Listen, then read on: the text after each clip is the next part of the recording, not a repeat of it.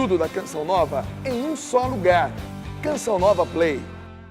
Amigos e amigas que acompanham a TV Canção Nova, estamos começando mais um programa da série Escola da Fé. Toda quinta-feira neste horário, você já está acostumado, né, com a nossa Escola da Fé. E eu já quero avisar uma coisa. O próximo programa, quinta-feira que vem, a partir do próximo programa, o horário do programa será às 21 horas. Okay? Temos começado às 20 horas, a partir do dia 8, semana que vem, o programa será das 21 horas até às 22 horas, ok? A partir da semana que vem. Muito bem, hoje nosso programa é especial, tem aqui um convidado muito especial, Dr. Alexandre Zabot, que é doutor em astrofísica pela Universidade Federal de Santa Catarina, mas também um homem de Deus, está aqui com a sua esposa Cristiane. Ele simplesmente tem 5 filhos e a esposa está grávida do 6º filho. Vamos conversar sobre família, a importância de uma família com os filhos, e vamos conversar também sobre ciência e fé, quais são as últimas descobertas da astrofísica, da astronomia, que tem uma correlação com a nossa fé. Muitas vezes, os universitários das universidades são muito enganados por professores ateus que querem ensinar para os alunos que ele não pode ser, ao mesmo tempo, um cientista, né, e ser um homem de fé. É uma grande mentira. Aqui vocês têm 2 pessoas, Alexandre Zabot, eu, também a sua esposa, né, que é jornalista, pessoas de ciência e pessoas de fé. Esse programa eu quero exatamente focar esse assunto. Mas vamos primeiro rezar, vamos pedir ao Divino Espírito Santo as suas luzes, pedir ao Pai e a Jesus que nos abençoe, porque o Senhor disse, sem mim, nada podeis fazer. Tira o cavalinho da chuva. Sem mim, nada podeis fazer. Nós acreditamos nisso, te pedimos, Senhor, a vossa graça e a vossa bênção. Em nome do Pai, e do Filho, e do Espírito Santo. Amém. Vinde, Espírito Santo, enchei os corações dos vossos fiéis, e acendei neles o fogo do vosso amor. Enviai o vosso Espírito, e tudo será criado, e renovareis a face da terra. Oremos, ó Deus, que instruíste os corações dos vossos fiéis com a luz do Espírito Santo. Fazei que apreciemos retamente todas as coisas, segundo o mesmo Espírito, e gozemos sempre da sua consolação. Por Cristo, Senhor nosso. Amém. Queremos também consagrar esse programa a Nossa Senhora, pedindo a sua intercessão. Ave Maria, cheia de graça, o Senhor é convosco. Bendita sois vós entre as mulheres. Bendito é o fruto do vosso ventre, Jesus. Santa Maria, Mãe de Deus, rogai por nós, pecadores, agora e na hora de nossa morte. Amém. Glória ao Pai, ao Filho e ao Espírito Santo. Como era no princípio, agora e sempre. Amém. São José, Rogai por nós. em nome do Pai, e do Filho e do Espírito Santo. Amém. Muito bem, antes de começar a minha conversa aqui com o Alexandre, a sua esposa Cristiane, eu quero mostrar esse livro aqui do Monsenhor Jonas. Olha, esse livro já vendeu simplesmente 450 mil exemplares, quase 500 mil de livros vendidos, né? Esse livro quer dizer o quê? Ser católico 100%. Sim, sim, não, não. É lei de Deus, eu vou obedecer. É lei de Deus, eu vou viver. Não é a lei de Deus, não está de acordo com a doutrina da igreja, não vou viver. Sim, sim, não, não. Aquilo que Jesus disse, né? O que passa disso vem do maligno, ou seja, é mentira. Nós não podemos ver, ok? Bom, quero então começar aqui apresentando a vocês esse casal de amigos, são de Joinville, Santa Catarina. Rapidamente aqui quero colocar uma apresentação deles. O Alexandre Zabot, como já disse, 34 anos, professor na Universidade Federal de Santa Catarina. Ele é formado em Física e Matemática, formou em Astrofísica no ano 2011, doutorado em Astrofísica em 2011, e a Cristiane, sua esposa, né, graduada em jornalismo e também pós-graduada em fotografia. O casal tem 11 anos de casado, tem 5 filhos, os filhos estão todos aqui. Aí, mostra aí para ele, dá um close nessa criançada, olha que beleza. Isso, os filhos dos avós, isso, balança a mão aí. Essa criançada bonita aí, são 5 filhos, e a Cristiane está esperando o 6º. Então, nesse primeiro bloco, a gente vai conversar com eles um pouco sobre a família, a importância da família, né? Só a realidade deles. Um casal jovem, 34 anos, os dois, né, com 5 filhos, esperando mais um. Basta isso para ser uma lição de vida. Boa noite a vocês, Zabot. Boa noite. Boa noite, professor. Cristiane. Pode falar, Zabot, a sua apresentação aí. Boa noite ao público, né? Eu agradeço a gente estar aqui, né? Mais uma vez, participando do programa, né? É sempre um prazer estar aqui com o professor Felipe Aquino. A gente se conhece já há muitos anos. Graças a Deus. Anos. Acho que é o 4º programa que a gente está gravando, né? Eu acho que sim. É o 4º programa já. E dessa vez com a Cristiane, né? Pude trazer a Cristiane para participar junto. Muito bom falar um pouquinho. Então, Olha, Cristiane. professora, a gente já fez várias coisas, né? Com as crianças, mas gravar um programa ao vivo é a primeira vez, então vai ser um desafio. Fique à vontade. Cristiane, você está em casa. Pode ficar à vontade. Olha, vamos conversar no primeiro bloco sobre família. Depois, o segundo bloco e o terceiro, já tem perguntas aqui dos telespectadores. Quem quiser mandar sua pergunta, pode mandar pelo Facebook, facebook.com/Escola da Fé.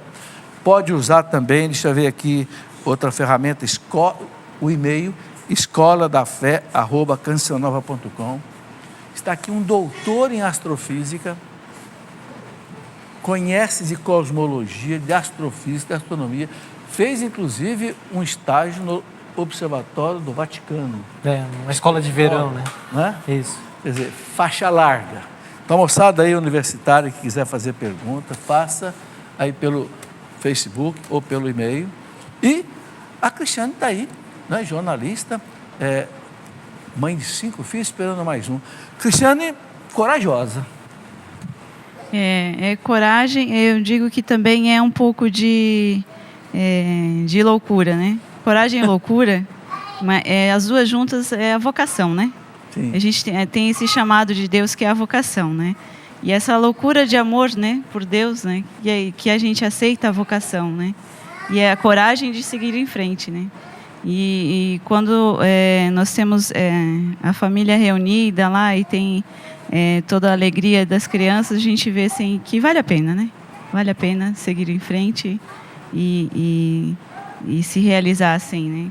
Com uma família cada vez maior, né? Um amor cada vez maior, né? Entre nós, né? Por causa desse grande elo que são os filhos, né? Sabe, eu me identifico muito com vocês. Primeiro que eu sou físico também, como o Alexandre, né? Doutorado em física, 5 filhos. Agora vocês vão passar na minha frente. Vamos para o 6º, né? Fazer o quê, né? Mas o que eu quero partilhar com os nossos telespectadores é a alegria de ter uma família numerosa. Porque hoje as pessoas têm muito medo de ter filhos, não é, Alexandre? Alexandre, o que levou vocês? Porque eu sou, pelo menos, 30 anos mais velho que vocês. Então, eu sou de uma outra geração.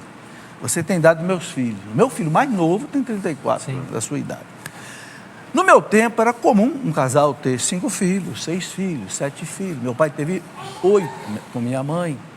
Mas hoje a gente vê que realmente é 1, 2 e no máximo. Né? Sim.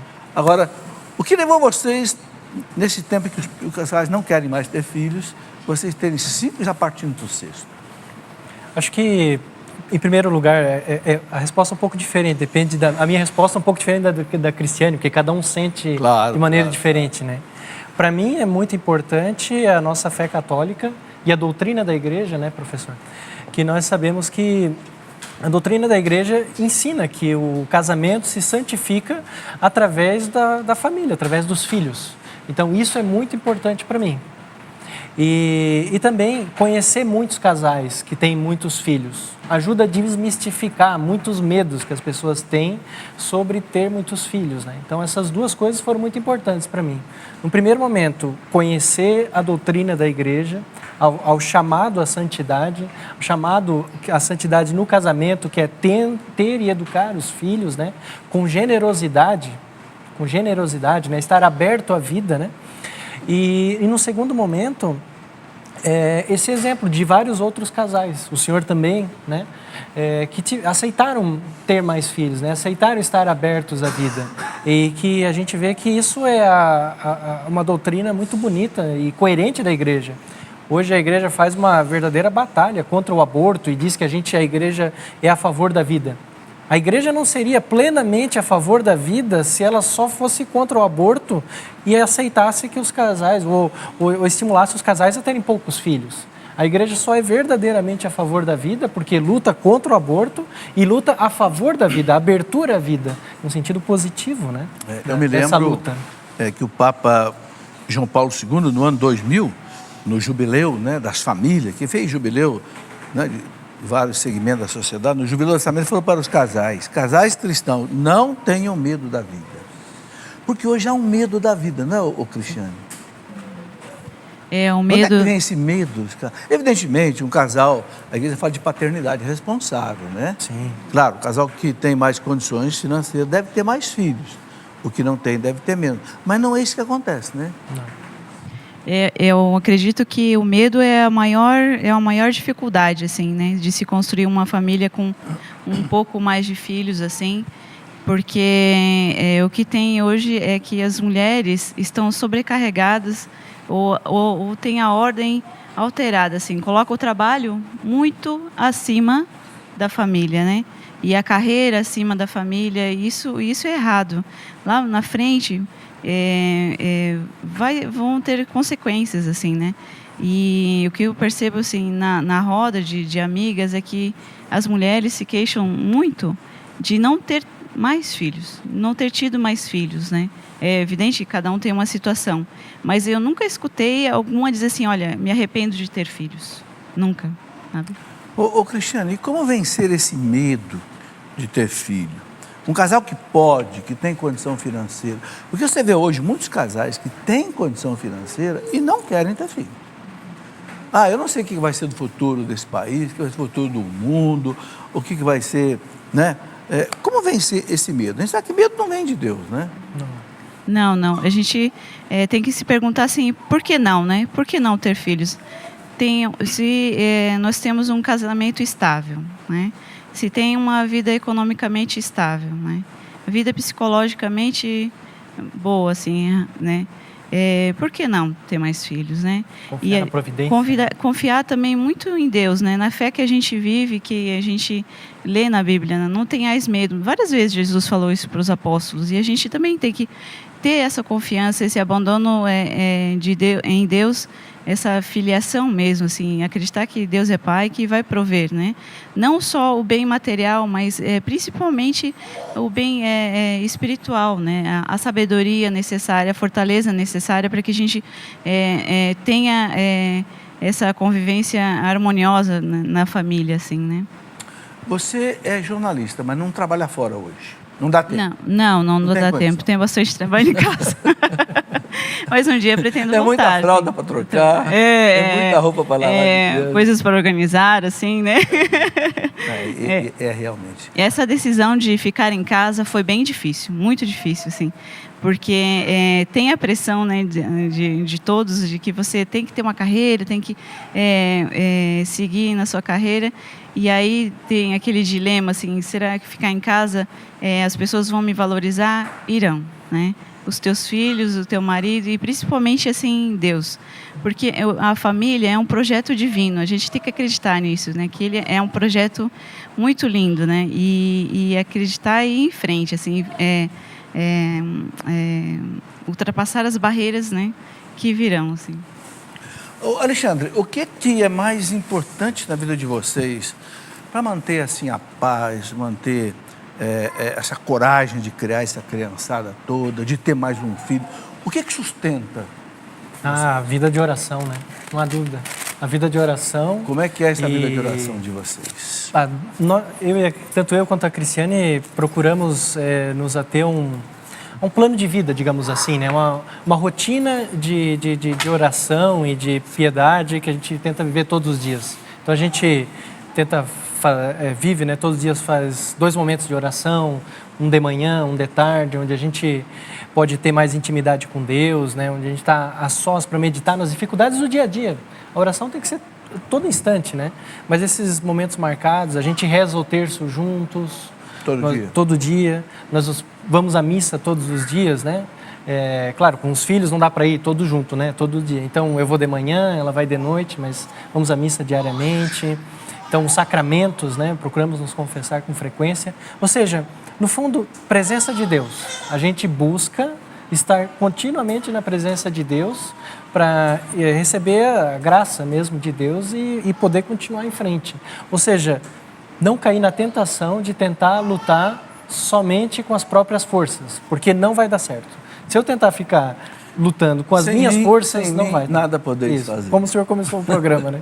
Então, a gente esquece disso, né? Esquecemos todos os dias, por isso que precisa todo dia recomeçar. Então, escrever assim no quarto, sem mim, nada poder fazer. Para não sair do quarto de manhã cedo sem lembrar disso. A minha mãe te levantava, às vezes já brigando. Vocês já rezaram para levantar? Vocês já rezaram para sair da cama? É isso aí. Minha mãe já chamava logo a atenção. Olha, eu não sei se você que está ligando a sua televisão agora, quem colocou essas coisas todas agora aqui é um doutor em astrofísica pela Universidade Federal de Santa Catarina. Estou colocando isso por quê? Porque muita gente diz assim, não, a ciência e a fé são incompatíveis. Um homem da ciência não pode ser um homem de fé. É uma mentira deslavada. É o que eu quero deixar claro nesse programa. A fé e a ciência são 2 coisas de Deus, harmoniosas. Eu até escrevi um livro, cadê? Está aqui, ó. Aproveitar para mostrar. Ciência e Fé em Harmonia. Nesse livro aqui, eu coloco testemunho de mais 50 grandes pesquisadores, prêmios Nobel de Física, Medicina, Biologia e tudo mais, dando testemunhos profundos, né? Me lembro, por exemplo, só para dar um exemplo aqui, né? O doutor que descobriu a carga do elétron, né? Millikan. Eduardo Millikan, em 1930, ganhou o prêmio Nobel. Homem catolicíssimo. Doutor Pasteur, da microbiologia, né? Sim. Da Sorbonne, catolicíssimo, homem de oração, de Bíblia, de texto. Doutor Ampère, né? Marie Ampère, da Universidade de Sorbonne também, descobridor de umas equações do eletromagnetismo, né?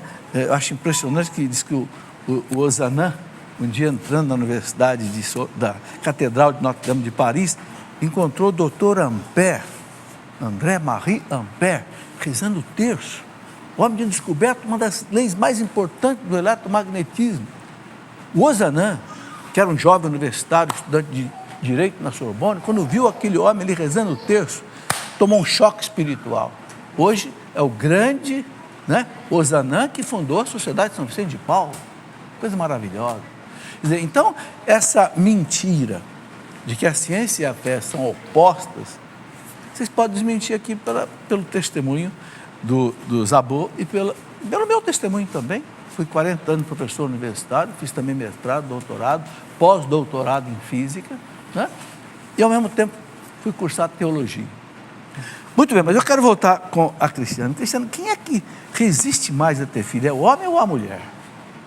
Atualmente é a mulher. É a mulher? É a mulher. Até o Alexandre tem vários testemunhos no lugar onde ele trabalha, que a mulher é que tem evitado ter filhos por causa desse apego à carreira, né? A carreira. Uhum. Ok. E você acha que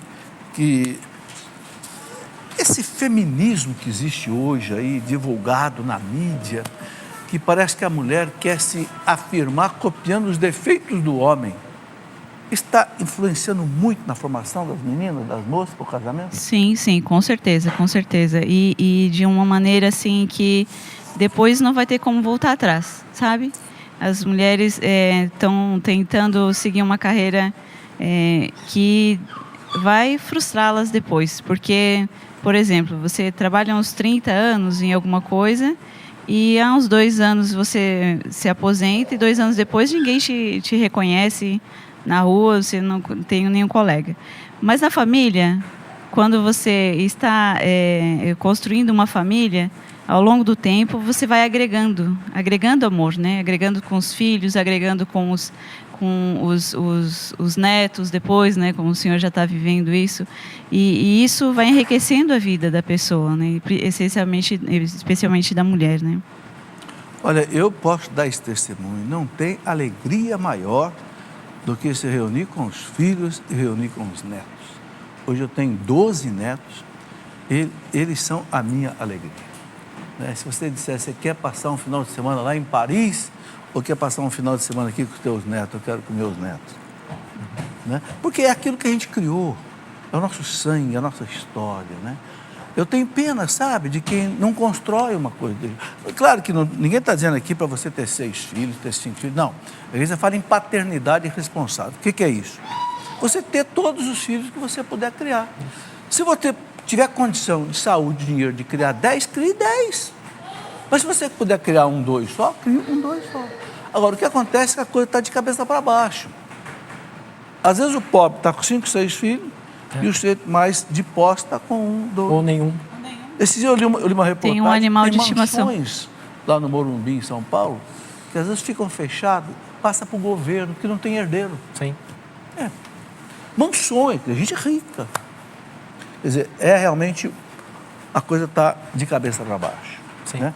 Agora, deixa eu colocar uma pergunta aqui para a Cristiana que chegou aqui. A Brenda Braz, via Facebook, pergunta assim: como lidar com os maus comentários sobre ter muitos filhos?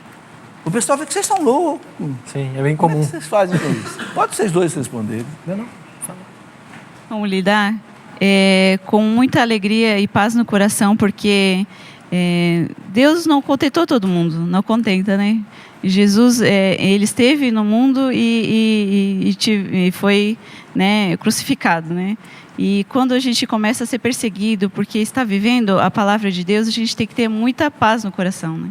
Muita alegria porque está fazendo a vontade de Deus e seguir com muita serenidade porque é o caminho certo, né? E acho que a vida, de novo, a vida de oração, tá com os pés firmes, né? Com o coração firme em Deus é muito importante, porque muitas vezes isso magoa mesmo, né? Principalmente quando são comentários que vêm de dentro da família.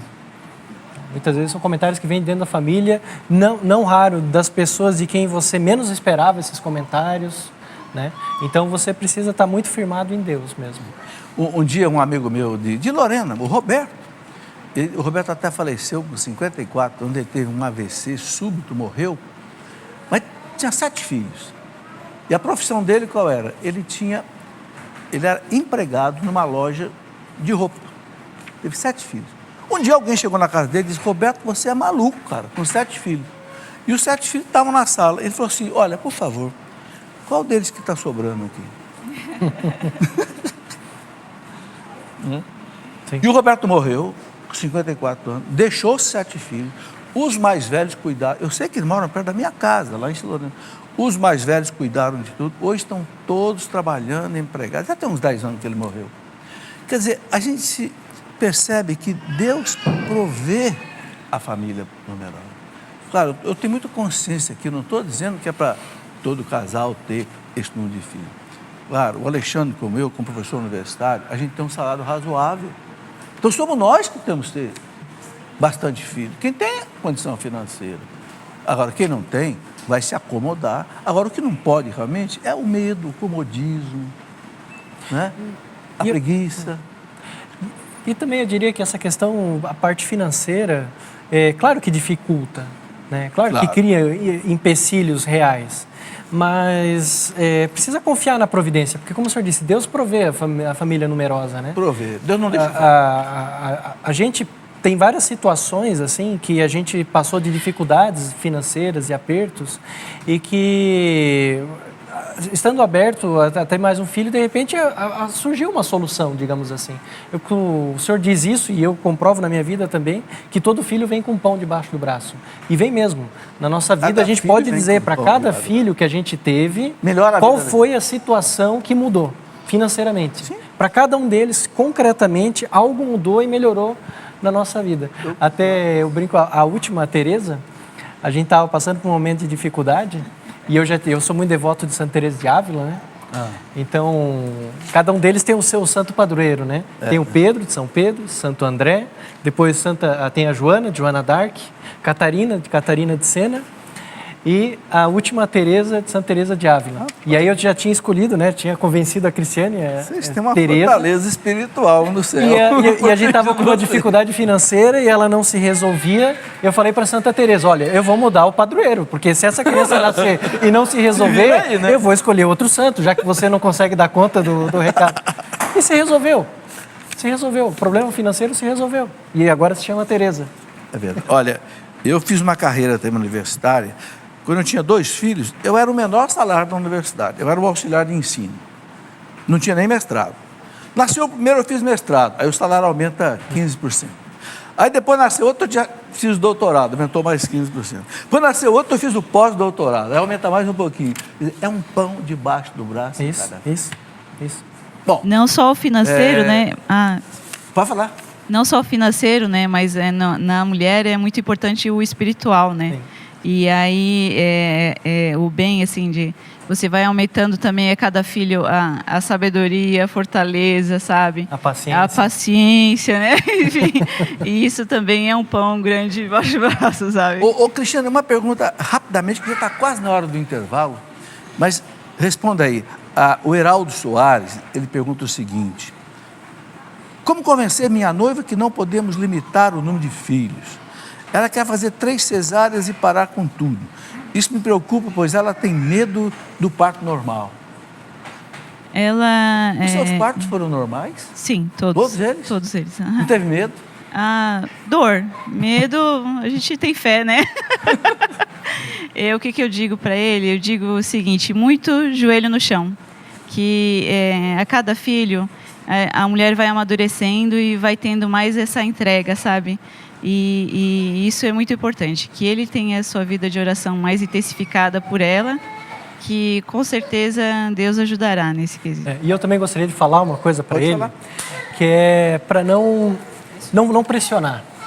Porque como a Cristiane falou, a gente vai amadurecendo. Nós, por exemplo, não temos um número de filhos que a gente quer ter. A gente diz, nesse momento, a gente pode ter mais um filho? Sim, então nós temos. Eu não sei se a gente vai parar em 6, ou se a gente vai chegar a quantos, não sei.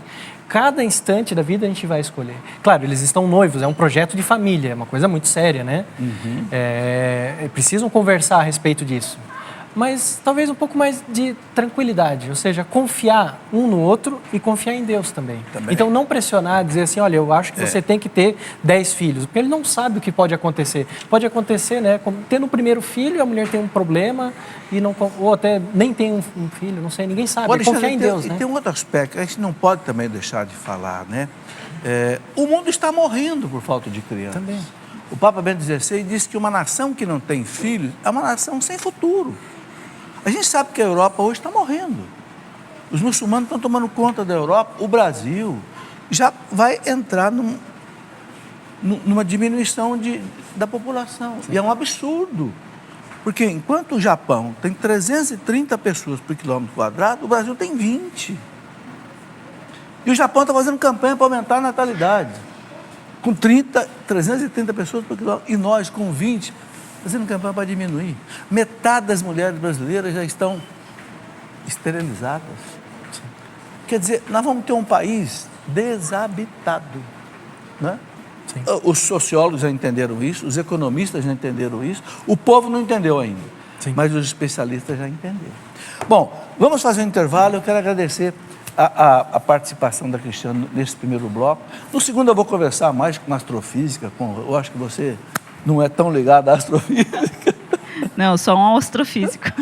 Agradeço muito Obrigada. a sua participação. Eu que Daqui a agradeço. pouquinho a gente volta aí para o segundo bloco. Muito bem, já de volta com o nosso programa Escola da Fé. Você viu aí que o intervalo é rapidíssimo.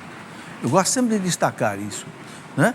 Por quê? Porque não tem propaganda, não tem comerciais. Então, como é que essa televisão, que tem um custo, né? O custo geral aqui da Canção Nova chega aí a 25 milhões por mês, Como é que se mantém tudo isso? Com a sua ajuda, a sua contribuição. É por isso que a Canção Nova pede que você seja um sócio contribuinte, também adquira os produtos da Canção Nova, são todos produtos de evangelização e que ajudam também. Por exemplo, falei do livro do Monsenhor Jonas, Sim, Sim, Não, Não.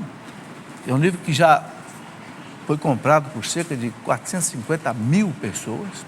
E tem também, acompanhando o livro, tem esse CD, que é um CD de orações, de orações do Monsenhor Jonas, que acompanha também o livro, né? Sim, Sim, Não, Não. E a revista da Canção Nova desse mês, de fevereiro, ela foi impressa. A revista não está sendo mais impressa por causa do custo. Você pode ler a revista online, na internet. Mas esse mês, como é o mês em que a Canção Nova completa 40 anos de vida, olha, 40 anos de vida, não é brincadeira não, né? É muito tempo, né? 40 anos de luta, 40 anos de orações, 40 anos de trabalho, né? Então, a Canção Nova está lançando uma campanha pedindo a você que ajude uma contribuição extra esse mês. Por quê? Porque, inclusive, você sabe que fevereiro é um mês muito difícil, são só 28 dias. Então, as contribuições também tem 3 dias a menos para as pessoas fazerem contribuição. Então, junto com a revista do mês de fevereiro, que é uma revista comemorativa aos 40 anos, muito bonita. Tem aqui uma foto, por exemplo, que mostra um dos primeiros encontros que o Padre Jonas fazia, né? Lá 40 anos atrás, lá numa fazenda, quando não tinha Canção Nova ainda, não tinha nada disso, né? E então acompanha a revista desse mês, o boleto normal para a sua contribuição e um boleto extra, pedindo a você que faça uma contribuição extra de R$20 na comemoração dos 40 anos, para a Canção Nova fechar o mês de fevereiro. Olha, agora em janeiro quase que fechou a campanha. Chegamos a 97%. Louvado seja Deus e obrigado àquelas pessoas que contribuíram, que Deus os abençoe. Mas fevereiro é mês de carnaval, feriados, um mês mais curto. Então, faça a sua contribuição de modo especial, porque é um mês muito difícil para a Canção Nova. Muito bem, eu quero aqui também falar do seguinte, que a Canção Nova agora está fazendo também uma devoção reparadora. Nós sabemos que Nossa Senhora de Fátima pediu à irmã Lúcia aqueles 5 primeiros sábados do mês em devoção a Nossa Senhora, que consiste na pessoa, né, confessar, participar da missa, comungar, rezar o terço e contemplar, assim, 1 minuto em cada um dos 20 mistérios do Rosário, em reparação às 5 grandes ofensas que ela recebe. Que ofensas são essas? Pessoas que atacam o dogma da Imaculada Conceição, pessoas que atacam o dogma da virgindade perpétua, da sua assunção ao céu, da sua maternidade divina, e ataca as suas imagens. A senhora pediu isso. É uma devoção reparadora. Então a Canção Nova está fazendo aqui, no Santuário do Pai das Misericórdias, quem quiser acompanhar, todo o primeiro sábado do mês, são 5 sábados seguidos. Se você quiser acompanhar, todo o mês, primeiro sábado, às 10 horas da manhã, você reza o terço, faz a meditação, como Nossa Senhora pediu, né? E ela promete muitas graças a quem fizer isso. É mais uma atividade espiritual que a Canção Nova oferece aí às pessoas, né? Muito bem. Eu quero, antes de voltar aqui a conversa com o Alexandre Zabot, eu quero mostrar aqui alguns livros ligados a esse assunto que nós estamos conversando. Ciência e Fé em Harmonia, esse livro Educar pela Conquista e pela Fé, sobre educação dos filhos. Nós conversamos aqui um pouco sobre família e tal, não deu para esgotar todo o assunto, mas são temas ligados, né? Quero mostrar também esse livro, uma história que não é contada, o que a igreja fez de maravilha na vida da ciência. Foi a igreja que fundou as primeiras universidades do mundo, né? Oxford, Cambridge, La Sapienza, Sorbonne. Quem fundou foi a Igreja Católica Apostólica Romana. Você sabe disso? Uma história que não é contada. Muita gente não sabe dessas coisas, né? Então, a gente precisa estudar. E um livro que nos ajuda muito a construir o homem e o mundo, né? Do padre Michel Coar. Muito bem. Alexandre, para quem de repente está ligando a sua televisão agora, aí na Canção Nova, Alexandre é doutor em astrofísica pela Universidade de Santa Catarina. Astrofísica é um campo da física que estuda astronomia, cosmologia, né? Eu tenho muita coisa para conversar com o Alexandre, não vai dar tempo de conversar tudo num programa só, mas eu quero, inclusive, mostrar um livro que o Alexandre e 4 colegas dele escreveram, né? É o Alexandre e também aqui eu vou dizer rapidamente o nome dos outros, né?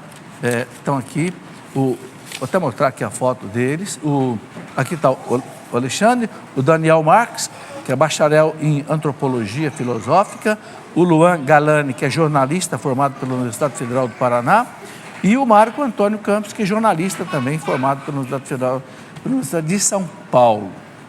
Bom, este livro, o que trata? Bíblia e natureza, os 2 livros de Deus. A Bíblia e a natureza, a ciência e a fé. Ok? Alexandre, vamos começar por aqui. Tá bom. Por que vocês escreveram esse livro? Olha, maravilhoso. Recebi esse livro já faz um tempo aí do Alexandre, já li, recomendo às pessoas que gostam de entender um pouco desses assuntos. Esse livro foi o fruto de uma série de artigos que a gente escrevia para uma revista, revista do Mensageiro de Santo Antônio. Eu e o Márcio e os outros 2 autores também, alguns artigos eles escreveram, né? E a gente tinha uma coluna lá sobre ciência e fé. E com o tempo foram tantos artigos... Quem quiser ler esses artigos, tem que site? Entra no site da revista, o Mensageiro de Santo Antônio. Eu não sei exatamente qual é o endereço, mas procurar no Google, acha. Aí acha isso aí. Né? Procurar na internet, acha. E a gente escreve esses artigos, né, uma série de artigos mensais, né? E aí foram compilados, os melhores artigos foram compilados e viraram esse livro aí, né? O Mensageiro de Santo inclusive Antônio. esse livro foi publicado pela editora Mensageiro. Sim, Mensageiro de Santo Antônio, exatamente. Okay. Foi publicado no ano passado. Alexandre, temos muita coisa para conversar. Eu queria começar com uma pergunta. Eu já tenho aqui algumas perguntas do telespectador. Como o assunto é muito amplo, eu já vou entrar em perguntas, porque senão a gente não vai ter muito tempo. E aí você vai explanando o que você achar interessante, né? O Alain Nascimento, via e-mail, ele pergunta o seguinte: em algumas aulas de física, tive um professor que dizia que a igreja queimava o que tinha de descoberta feita. Isso realmente aconteceu? A descoberta de ciência e fé são arquivadas também pela igreja? Não, isso nunca aconteceu dessa forma, né? Mentira. Isso é uma mentira, né? O que acontece é exatamente o oposto, diria. Como o senhor estava falando, né? Foi a igreja quem criou as primeiras universidades, as universidades mais importantes hoje do mundo, tem uma tradição que remonta à igreja, né? E a maioria dos grandes cientistas no passado eram pessoas profundamente religiosas e muitos deles católicos, vários deles, inclusive clérigos, né? Era bom você citar alguns, Alexandre. Isso, né? A gente pode citar, por exemplo, o Copérnico, né? A Revolução Nicolau Copérnico. Era padre, né? Era um cônego numa igreja, né? E hoje, um dos astrofísicos mais importantes, a gente pode dizer, é o padre Lemaitre. Foi o criador da teoria do Big Bang, que hoje não há dúvida de que é uma das teorias cosmológicas mais importantes que a gente tem em astrofísica, né? E em cosmologia. O Big Bang está comprovado 100%, ou seja, aquilo que o padre Lemaitre, ele foi amigo do Einstein, né? Disse que o Einstein no começo não acreditava nele, mas depois o Einstein acreditou. E passaram até, inclusive, a fazer conferência juntos, os dois, né? Sim. Quer dizer, brincadeira, um homem que estudou a teoria geral da realidade do Einstein, mostrar para o Einstein, e o Einstein parece que disse que é a melhor explicação que ele encontrava para a origem do universo. O padre Lemaitre é um desses nomes injustiçados na ciência, sabe? Ele foi o criador da teoria do Big Bang, como você estava perguntando se ela está válida, com certeza, é uma teoria super comprovada, né? Tem coisas que precisam ser ajustadas, detalhes da teoria que ainda precisam ser melhor verificados, melhor compreendidos, mas, no geral, eu digo que não há dúvida nenhuma da teoria do Big Bang, né? E o padre Lemaitre é um nome injustiçado na ciência por ser padre. Pouco citado, né? Escondido, né? Pouquíssimamente citado, só que hoje as pessoas tá tendo uma renovação na história da ciência para o nome dele. A gente tem visto cada vez mais artigos falando do Lemaitre. eu não tenho a menor dúvida de que em algumas dezenas de anos aí o Lemaitre vai ser um dos grandes nomes da ciência nos livros de história, porque ele está ressurgindo, né? Os historiadores estão redescobrindo o papel dele. Ele criou, para o senhor ter ideia, não é só... A teoria do Big Bang é um conjunto de ideias, né? Ele criou, primeiro, a ideia da geometria do espaço, em larga escala. Ele fez as equações para isso. Mas isso, por si só, não é a teoria do Big Bang. Ele fez a conexão disso com o começo do universo. Como é que teria surgido essa expansão, né? E ele foi um físico de muita vanguarda na área, porque vamos só colocar algumas datas para contextualizar. O Lemaitre fez o doutorado entre 1915 e 1920. É na época que o Einstein estava publicando os resultados, as primeiras equações da teoria da relatividade geral, onde ele fechou a teoria da relatividade geral em 1920. E o Lemaitre, ele era formado em matemática e fez doutorado em astrofísica. Ele foi um dos primeiros físicos da época a conseguir compreender aquilo que era uma teoria extremamente difícil. Quase ninguém conseguia entender, e ele entendeu. E ele pegou aquilo e trabalhou e montou o primeiro modelo cosmológico, mas só a geometria. Só a geometria. Não explicava, digamos, como as coisas estavam acontecendo, né? Só explicava o plano, a geometria onde aquilo acontecia. Nessa época estava acontecendo uma grande revolução na física, que muitas pessoas devem ter ouvido falar, que se chama mecânica quântica. Estava surgindo nessa época. Schrödinger, Bohr, Einstein participando também, Paul Dirac, vários físicos muito famosos. Max Planck, criando a mecânica quântica. Nessa época, de 1900 a 1930, ela estava sendo, digamos, desenhada. O Lemaitre estava por dentro de tudo isso. Em 1934, ele publicou um artigo na Nature, a revista científica mais prestigiada do mundo até hoje, usando a mecânica quântica para propor um mecanismo de surgimento do universo. Impressionante. Isso depois de ter usado a teoria da relatividade geral do Einstein, que é outra teoria de física completamente diferente. Então, ele era um físico de vanguarda. E ele foi esquecido, o nome dele foi esquecido, de propósito, porque era padre. Por quê? Qual é o argumento para colocar ele nas sombras? O senhor encontra nos livros de história da física, não estou inventando. Pegue livros de história da física, você vai encontrar escrito lá. O Lemaitre, por ser um sacerdote católico, queria comprovar a teoria do Gênesis dentro da física. Ele queria colocar a Bíblia na física. Eles dizem isso.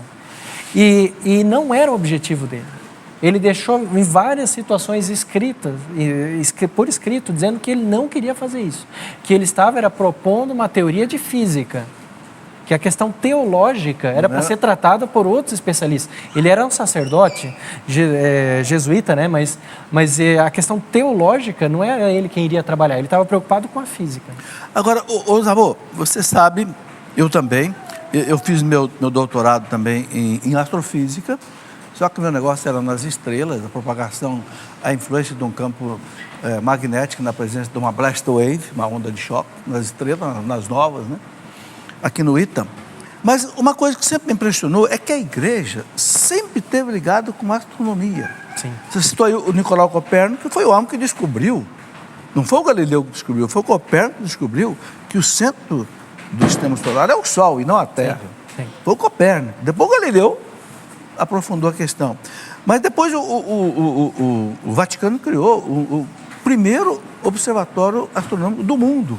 Sim, sim. Né? O Specola, né? Isso, Specula Vaticana. Você até estudou lá um pouco, né?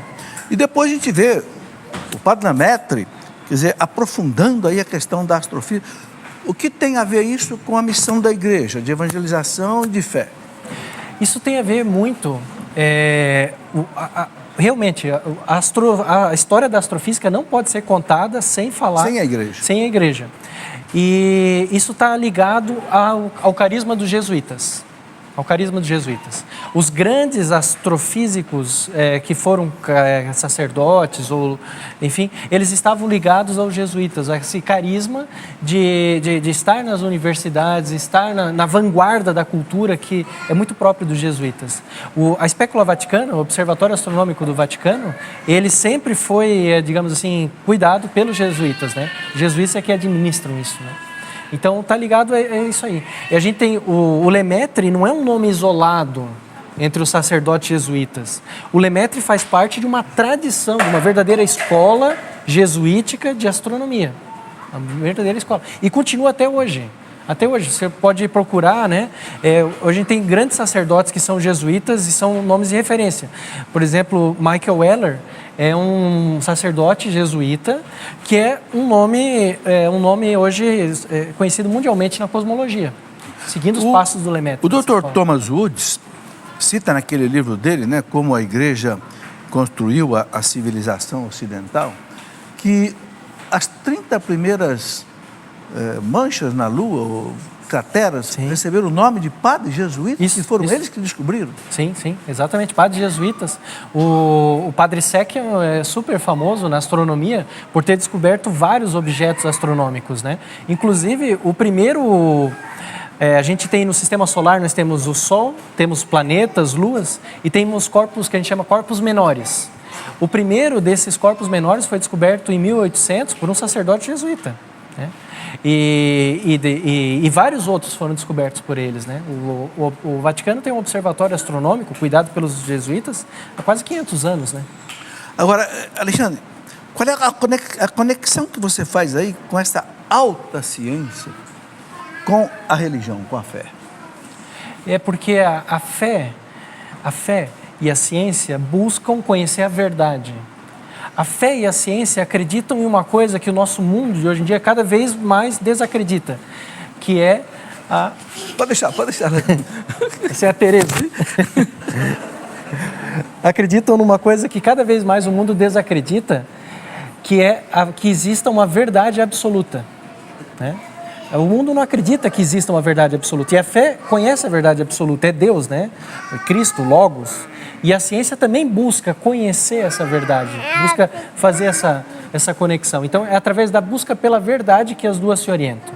E essa busca pela verdade, evidentemente, leva a Deus. Exatamente. Pela verdade e pelos outros atributos, né? Pela beleza e os outros atributos de Deus também. Agora, Alexandre, o que há de novo? O que a astronomia, ela está descobrindo cada dia coisas novas, né? E é uma coisa assustadora, né? Quem estudou um pouco da astronomia sabe que os espaços siderais são, assim, inimagináveis. Sim. O mundo está se abrindo cada vez mais, uma velocidade, assim, violenta, e os físicos perguntam, onde é que vai chegar o fim? E ninguém sabe. Eu vejo nisso, Deus deixou isso, me parece assim, para mostrar para o homem a grandeza dele. Sim. Se a criação, se a criatura é infinita, imagina o Criador. Sim. Eu costumo dizer para meus alunos que Deus é esbanjador. Na minha casa eu tenho um pé de acerola, que quando ela dá acerola, você não consegue apanhar tudo. Cai no chão, perde. Eu fico dizendo, mas Senhor, por que o Senhor faz isso? Parece que ele me responde assim, para ninguém duvidar do meu poder. Sim. Você sente isso como astrofísico? Com certeza. A gente observa, né, a grandeza do universo, a maravilha do universo, é um dos meios de conhecer Deus, né? Observar, né? Como físico, eu observo não só a grandeza do universo, mas uma das coisas que mais me chama a atenção é que o universo pode ser compreendido pelo ser humano. Que Deus tenha tornado o universo inteligível.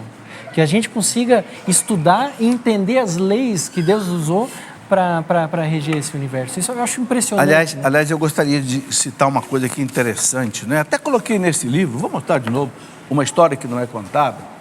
Eu coloquei uma coisa muito interessante aqui.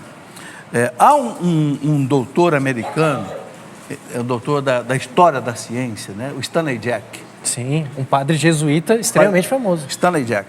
O Stanley Jack diz uma coisa interessantíssima, eu queria até que você explicasse um pouco. Ele fala assim, a ciência só desenvolveu no Ocidente cristão. Sim. Porque no Oriente, que não era cristão, eles não acreditavam que Deus tinha estabelecido o mundo em cima de leis. Então a ciência foi natimorta. Sim. É isso mesmo. Exatamente. Enquanto que no Ocidente, não. A Igreja Católica, não, Deus criou tudo em cima de leis. Então nós podemos estudar essas leis, aprender essas leis e evoluir. É por isso. É por isso. Também, eu quis só completar, que as grandes descobertas no mundo foram todas feitas no Ocidente. Sim. Se você vê o rádio, a televisão, a internet, o automóvel, a eletricidade, o avião, tudo foi aqui no Ocidente. Por quê? Porque o Ocidente cristão, moldado pela Igreja Católica, sempre acreditou que Deus estabeleceu um mundo em cima de leis. Você falou inteligível, o universo Inteligível.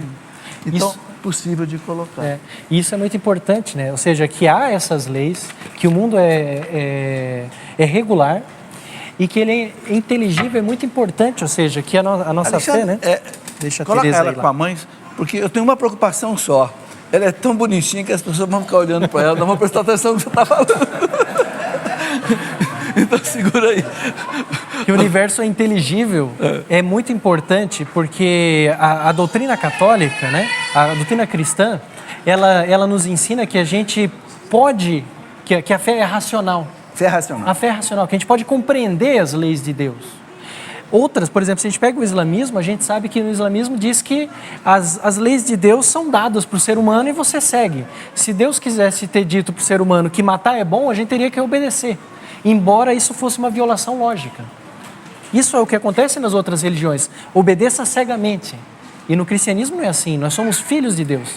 E nós entendemos, entendemos o que é, até onde a gente pode, né?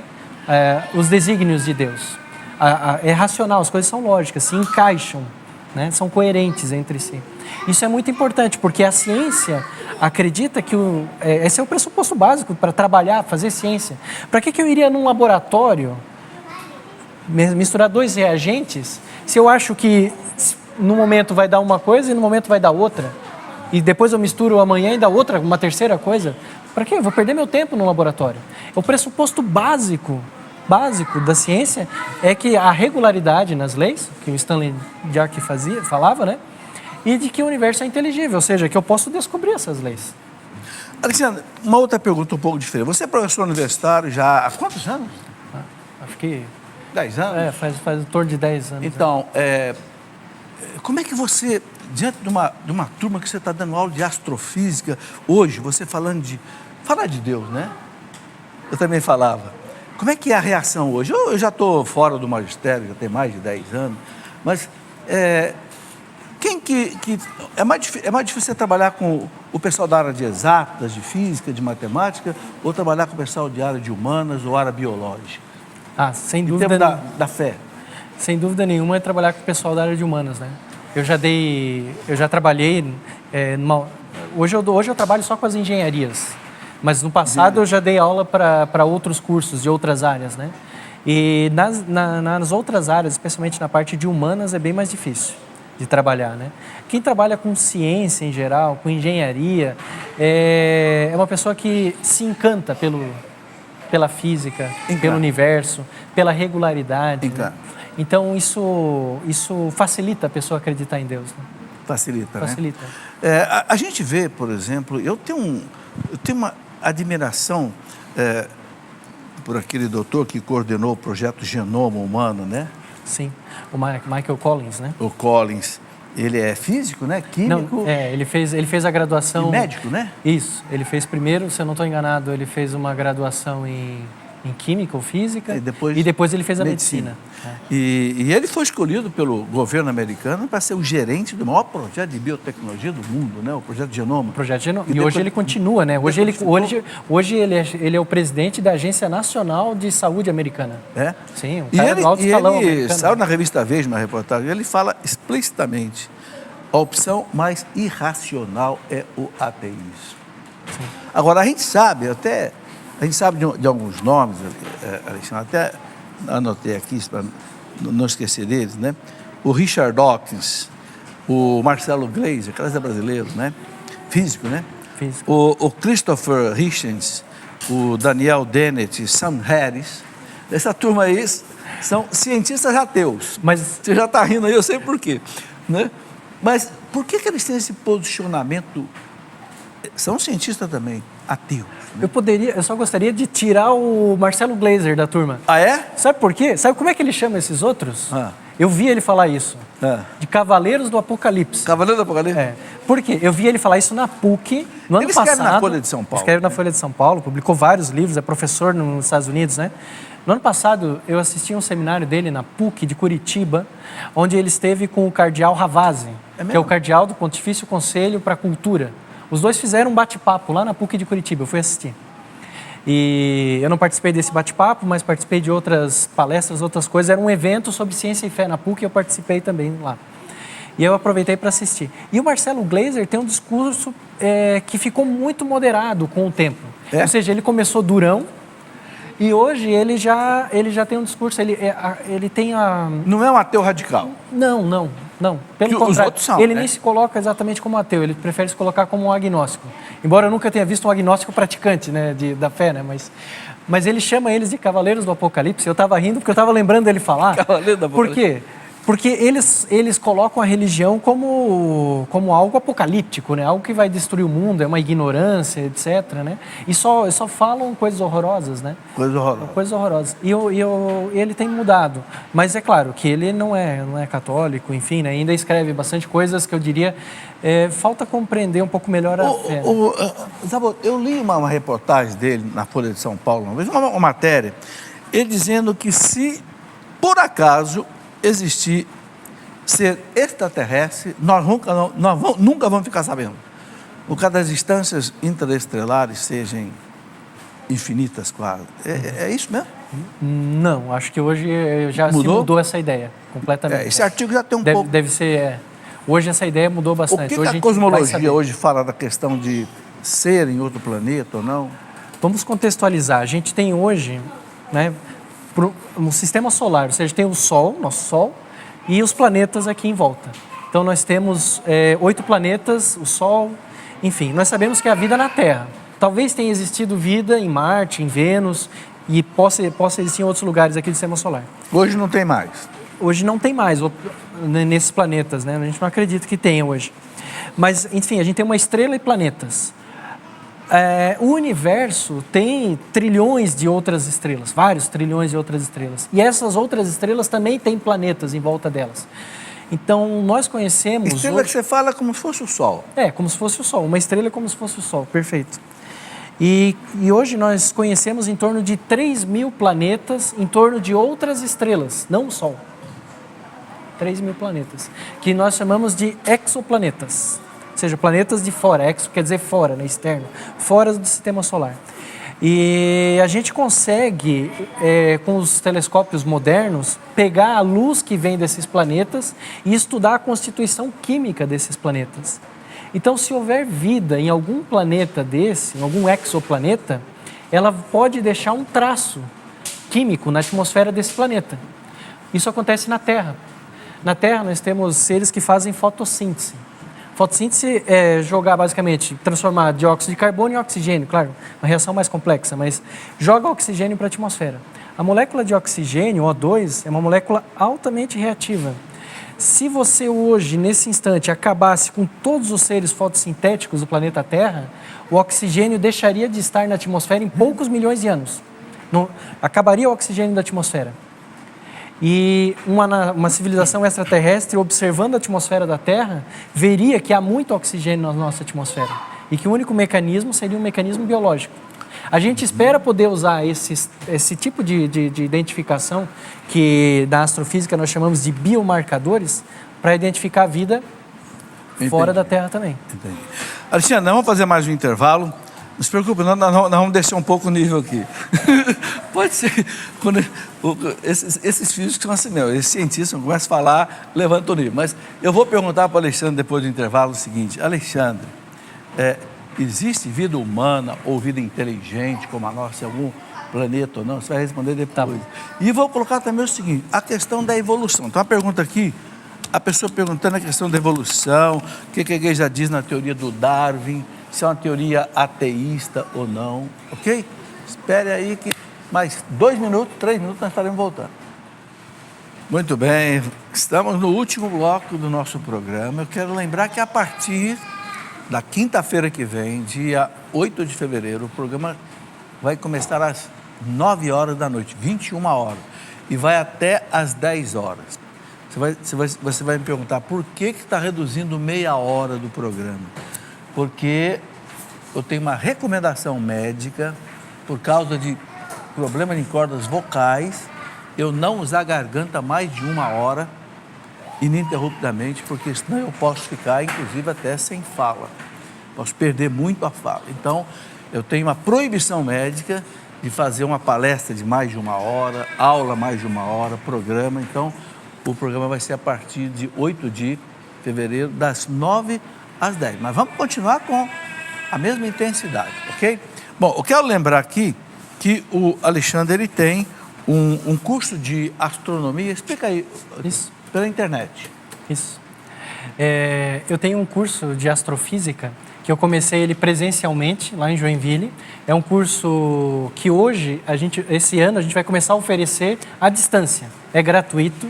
Quem tiver interesse em estudar astrofísica, pode fazer esse curso à distância. Ele cobre todas as áreas da astrofísica. Uma pessoa que não sabe nada de astrofísica... Que não sabe nada de astrofísica. Eu costumo recomendar que a pessoa tenha o conhecimento de física básica, assim, primeiro ano do 2º grau. Entende? Primeiro ano do 2º grau, é o que precisa. Matemática eu não uso nesse curso. É um curso onde eu passo todo o conhecimento de astrofísica através, principalmente, de explicação de observações astrofísicas. E qual é o site que a pessoa entra lá? A pessoa pode entrar em... Tá aqui. É www.zabotemudo.páginas UFSC, é a Universidade Federal de Santa Catarina, .br/astro. Isso. Vou repetir. zabotes.páginas ufsc.br/astro. Isso. Lá nesse site tem todas as explicações do curso, né? Então a pessoa pode entrar lá, tem todo o conteúdo, a ementa, etc. Só avisar que as inscrições para o curso à distância e também o presencial, se tiver alguém de Joinville me assistindo e quiser fazer, né? Vão começar na segunda metade de fevereiro. Então lá você pode entrar, hoje tem um formulário, você pode mandar um e-mail para mim dizendo, olha, quando abrirem as inscrições me avisa, eu te mando um e-mail, né? E daí pode fazer o curso, ele tem certificado de participação, são quase 50 horas de certificação e é gratuito. Beleza. Alexandre, eu tenho aqui uma porção de perguntas, vamos ver se a gente consegue responder meio rápido. Alexandre, estudar teologia faz perder a fé? Não, estudar teologia, astrofísica ou teologia? Teologia. Teologia. Estudar teologia faz a gente perder a fé? Talvez com o professor errado, né? Pode ser. Né? Com o professor errado pode ser, mas com o professor certo a não. Boa teologia não, é jamais, boa filosofia, né? Sim, uma boa filosofia, né? Alexandre, outra pergunta aqui que é do Vitor Lopes.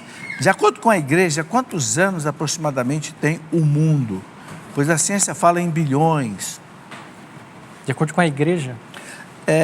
De acordo com a igreja. De acordo com a igreja. Esse não é um assunto da igreja, né? Não a igreja não se preocupa com quantos anos tem o universo, não importa, né? Para a igreja isso não é um assunto relevante. Agora, de acordo com a ciência, 14 bilhões de anos aproximadamente, entre 14 e 15 bilhões de anos. Ô, Alexandre, eu disse que antes do intervalo que ia colocar a pergunta aqui da pessoa sobre a evolução. O que a ciência e a igreja dizem da teoria da evolução?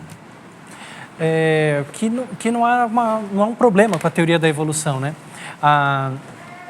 Para a igreja, a teoria da evolução não é um problema em si, porque ela só diz como as coisas se transformaram, né, para chegarem a ser o que são hoje. Ou seja, ela explica como um ser vivo simples ou diferente pode se mudar com o tempo em outros seres vivos. Não há contradição com a fé, de maneira nenhuma, nem com o livro do Gênesis, né?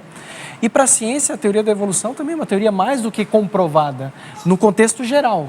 Toda teoria científica, ela tem detalhes, coisas que precisam ser melhor explicadas. Mas no contexto geral, não há dúvida sobre a teoria da evolução. A questão do Darwin, né? O que o Darwin coloca em termos de teoria da evolução, o que a igreja não aceita, o que a igreja aceita? Interessante essa questão do Darwin, porque o Darwin, ele propôs o mecanismo biológico da teoria da evolução, como um ser vivo o que precisa acontecer para um ser vivo evoluir e se transformar em outra espécie. Mas ele não explicou como isso acontece a nível de organismo. O Darwin não explicou o DNA. Quem que explicou o DNA? Foi um monge, né? Gregor Mendel, monge católico.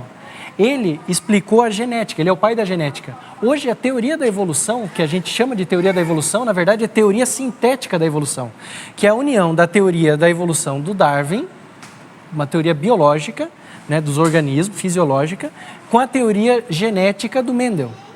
Então, na verdade, a teoria da evolução que a gente está falando nesse programa, e sempre fala, ela é uma teoria que tem dois pais, não é só o Darwin, é o Mendel. E o Mendel era um monge católico, né? Então, é importante entender isso. O Darwin só explicou como o organismo muda. O Mendel explicou aonde está a origem dessas mudanças, lá no DNA, né? Alexandre, e o que a ciência coloca? O homem veio de quem? O ser humano, fisicamente, veio dos primatas. O ser humano é um primata e evoluiu junto com os grupos... O macaco de hoje. Não, porque não há nenhum macaco hoje, na verdade, né? Há vários macacos, várias espécies de primatas. Então, o que vocês chamam de um primata? Um primata teria que perguntar para um biólogo para definir certinho, né? Sim, mas... Mas, assim, um primata é esse grande grupo de animais aí que tem os macacos, tem os gorilas, os humanoides, etc., né? Fazem parte desse grupo, né? Alexandre, a gente sabe que o Big Bang começou lá mais ou menos há 13,7 bilhões de anos, 14 bilhões de anos. E o homem, já se tem uma ideia de quando é que surgiu o homem racional, com a alma, né? Sim. Imagem de Deus? Você tem uma ideia hoje? Quantos milhões de anos, milhares de anos? Então, nessa evolução, né, para dar origem ao ser humano, em torno entre 100 e 200 mil anos atrás. 200 mil. É recente. Quer dizer que os dinossauros são muito mais antigos do que nós? Muito mais, né? Os dinossauros foram extintos há 65 milhões de anos atrás. O ser humano surgiu entre 100 a 200 mil anos atrás. Então, 1000 vezes mais, né? É uma diferença muito grande. Né? Quer dizer que nós somos recentes no universo. Somos bastante recentes. O Homo sapiens, né? A nossa espécie, é bastante recente no universo, com certeza. 100 mil anos, perto de bilhões de anos. E aí as pessoas dizem, mas Deus criou Adão e Eva, e tá no Gênesis, né? Mas uma maneira de interpretar isso, de conciliar o Gênesis com a ciência, é dizer que, olha, o que a Bíblia conta é a partir do surgimento do ser humano, que é o que importa. É o que importa. Então, a maneira mais correta seria dizer, olha, em algum instante havia um casal de primatas que tinha capacidade física de receber a alma. E esse casal de seres humanos ali, né, era Adão e Eva. Um casal que existiu de verdade e tinha capacidade de receber. Porque a gente não pode infundir uma alma humana num livro, num copo ou num cachorro. Isso não vai funcionar nunca, né? Não vai funcionar. Então precisa ter essa estrutura. E é importante a gente lembrar que exatamente o que a igreja ensina, exatamente, a alma não é fruto da evolução. Não, a alma não é fruto da evolução. A alma de cada ser humano é criada por Deus no momento da concepção. O corpo é que vem da evolução. Exatamente. Mas a alma é uma ação direta de Deus. Isso. E uma coisa bonita de ver, eu acho, professor, é ver que Deus criou leis universais e já contava com o surgimento do ser humano, né? Ou seja, Deus tem o seu plano de criação, não é criar as coisas por magia ou por um passe de mágica, ou instantaneamente. Não, Deus criou as leis e com tanta sabedoria e tanto conhecimento que já sabia que iria resultar, né, na gente. Zabot, vamos para uma outra pergunta aqui. Jéssica... Não, peraí, deixa eu esgotar primeiro as perguntas de astrofísica. Valdineia Mota, há fundamento nessas teorias que colocam em xeque a teoria de Big Bang? A teoria do Big Bang corre risco de ficar ultrapassada? Não. Hoje, diria que é talvez uma teoria concorrente do Big Bang, mas que seria a teoria do universo estacionário, mas ela não é uma concorrente séria a teoria do Big Bang. A teoria do Big Bang não corre risco de ficar ultrapassada, não. O que acontece é que ela tem detalhes que não estão bem explicados e precisam ser melhorados. Mas o caminho não é um caminho teórico para explicar, é um caminho observacional. A gente precisa fazer mais experiências para entender o que está acontecendo, elucidar melhor. Uhum. Então, uma pergunta aqui da Cristina, que ela coloca o seguinte... Cristina de Vitória no Espírito Santo via e-mail. Vi no seu programa, eu acho que ele está dizendo meu programa, o senhor dizendo que a igreja aceita a teoria da evolução. Bom, você já falou aí que a igreja aceita. O Papa João Paulo II falou tranquilamente isso. Então, por que em Gênesis Deus começa a humanidade com Adão e Eva, sendo eles a imagem e semelhança de Deus? E na teoria da evolução, os cientistas dizem que viemos dos macacos. Agora estou confuso. Como ciência e fé se encontram nisso? Adão e Eva não eram pessoas? Sim, é aquilo que a gente estava falando antes, né? Então, acho que mais ou menos já explicou, bem né? respondido, né? Acho que mais ou menos já explicou. Alain Nascimento, via e-mail. Não, essa aqui também nós já respondemos. Você vê aqui. Bom, antes de colocar as outras perguntas, eu esqueci de dizer o nome da cidade de vocês. Vocês me desculpem, é uma gentileza que a gente gosta sempre de fazer. Temos aqui amigos de Cachoeira Paulista, né, presentes, Angatuba, São Paulo, acho que é Butia, Rio Grande do Sul, é isso mesmo? Butiá, São Rio do Sul, Porto Alegre, Rio Grande do Sul, Russas, no Ceará, Atibaia, São Paulo capital, Campinas, São Paulo capital, Álvares Machado, São Paulo, e Joinville, Santa Catarina, que é os amigos aí do Alexandre, que estão todos ali. Eles vieram numa van aqui conhecer a Canção Nova, participar do nosso programa. Zabot, o que mais que você acha assim, importante colocar de novas descobertas hoje da astrofísica, cosmologia, que tem uma certa correlação com a fé? Eu acho que seria interessante dizer que a gente está vivendo um momento bastante bonito na cosmologia, que é nos últimos 15 anos, o surgimento de vários grandes telescópios para estudar o universo em larga escala. Hoje, um dos grandes interesses dos astrofísicos, dos cosmólogos, é entender o universo como um todo. Não olhar só para os planetas aqui perto da gente ou para as estrelas, mas entender como o universo inteiro funciona. Inteiro, tudo junto, né? Então, vários telescópios têm feito grandes contribuições, fazendo estudos que a gente chama de varredura do céu. Eles vão tirando imagens de todo o céu, né? Para tentar observar tudo que a gente pode ver a partir da Terra e, com isso, criar um modelo cosmológico para explicar como é que o universo surgiu, evoluiu e como vai terminar o universo, para onde vai esse universo, né?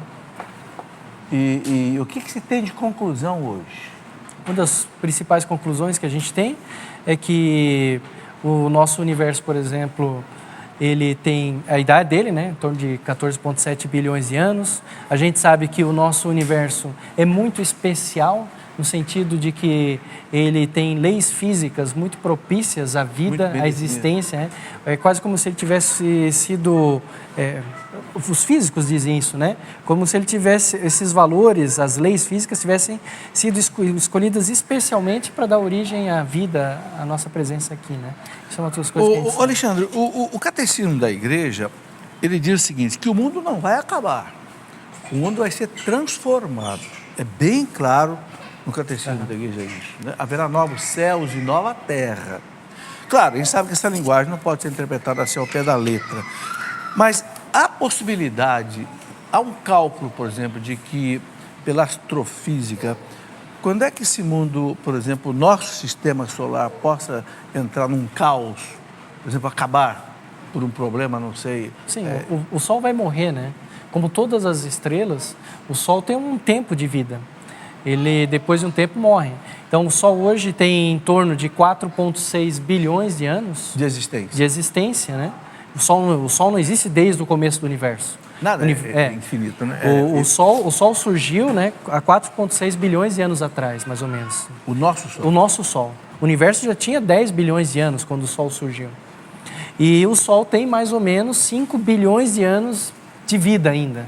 Depois disso ele vai morrer, e junto com ele todo o sistema solar morre junto, né? Também vai tudo junto. Mas não se sabe quanto tempo isso vai. Milhões. Bilhões de anos, em torno de 5 bilhões de anos. A data exata não é possível calcular, né? Beleza. Alexandre, esse livro que vocês escreveram, muito bom, Bíblia e Natureza, os 2 livros de Deus, reflexões sobre ciência e fé.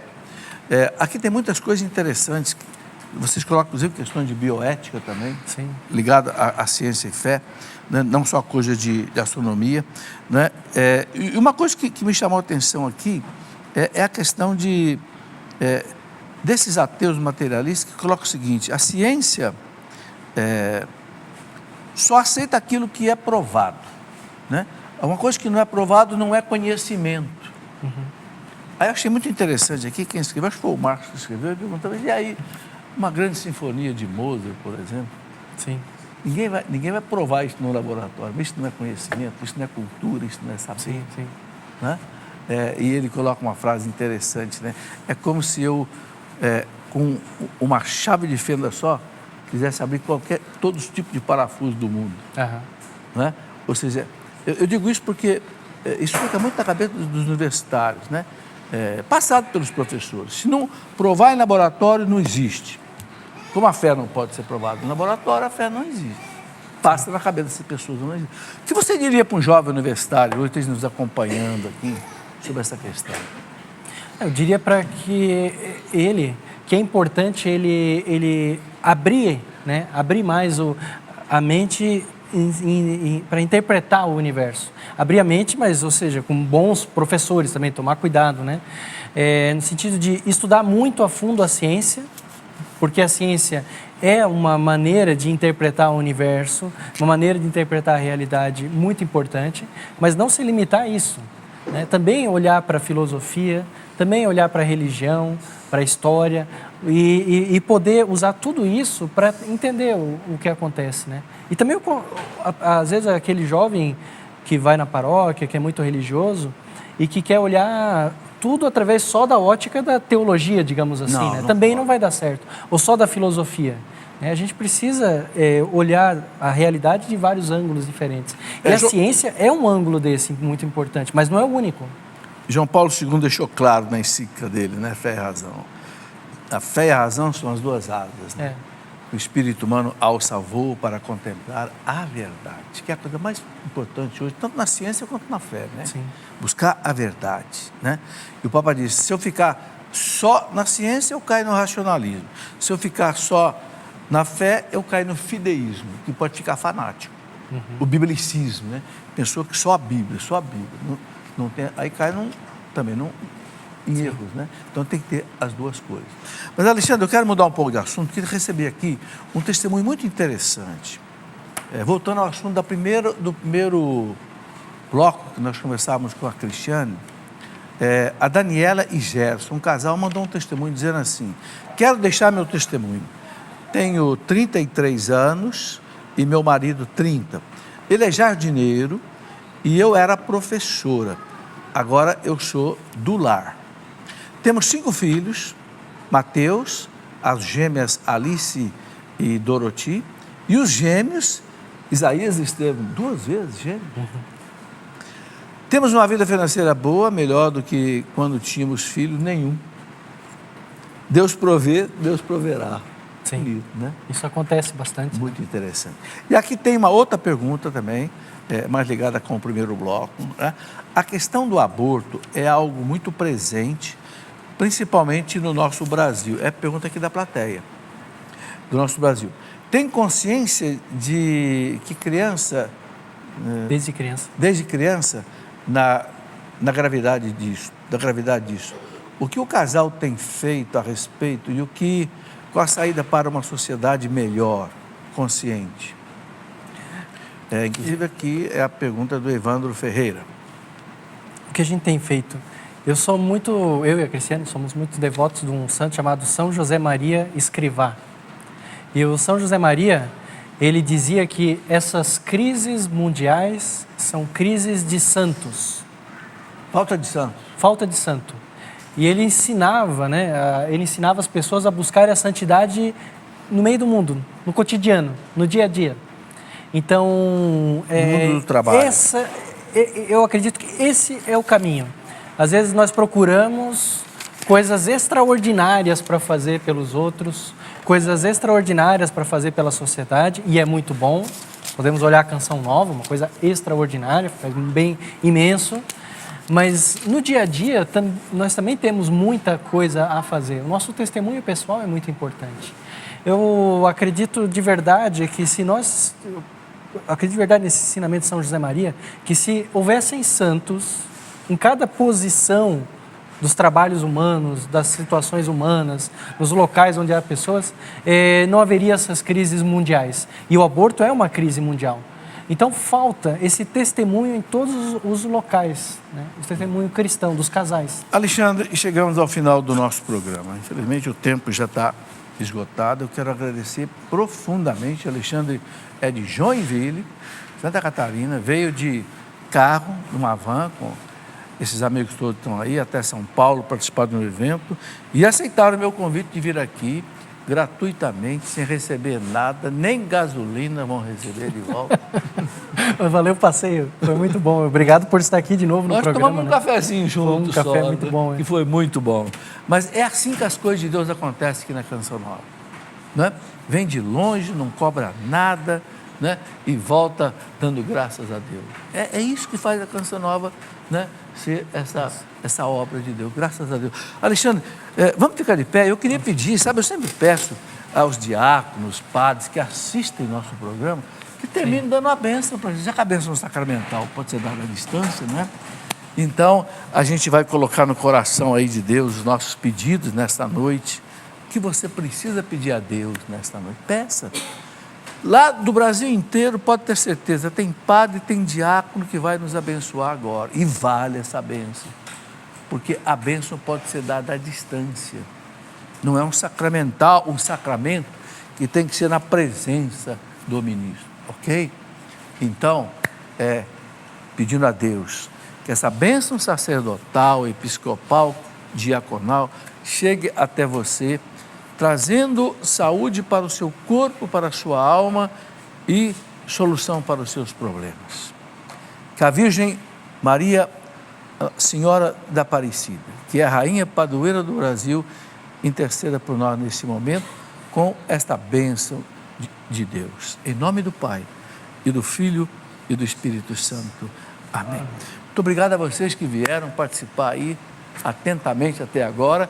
E a partir de quinta-feira que vem, às 21 horas. Um grande abraço. Obrigado, Alexandre. Obrigado.